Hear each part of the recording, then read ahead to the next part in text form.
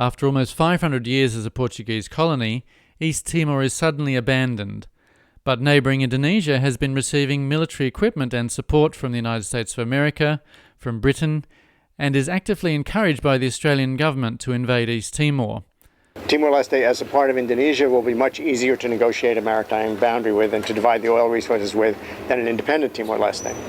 Books by John Matinkas, who was there at the time, and also by Brian Toohey and William Penwell, who later studied Australian intelligence reports, provide evidence of Australia's intentional complicity in the killing of the Australian and New Zealand journalists in Balibo to prevent news getting out of the Indonesian invasion and the subsequent genocide of a third of the East Timorese population by the Indonesian military. 90% of the buildings and the houses, even out in the countryside, were burnt.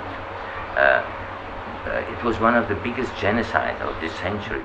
This film shows something of the impact of the Indonesian invasion and 25-year occupation, but perhaps more importantly, how the unlimited courage and determination of the East Timorese brought them independence. You want to take me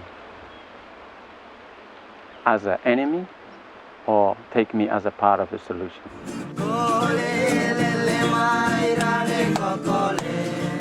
Trillions of cubic feet of high-grade petroleum gas in their territorial waters is now being piped into Darwin Harbour.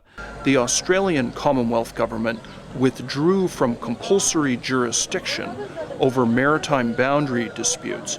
In other words, as a matter of law and quite legally correctly, if ethically or morally in a suspicious manner, the Commonwealth Government filed a treaty notice that said it could not be taken to court over maritime boundary disputes.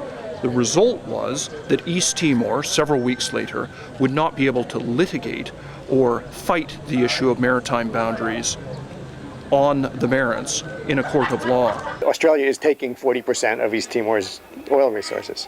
The modest $100 million a month in royalties to the Timorese is being cynically funneled by the World Bank and the IMF to bolster the privately owned Federal Reserve Bank in New York and their rapidly sinking dollar. My country has a lot of blood on its hands here. Your country does too.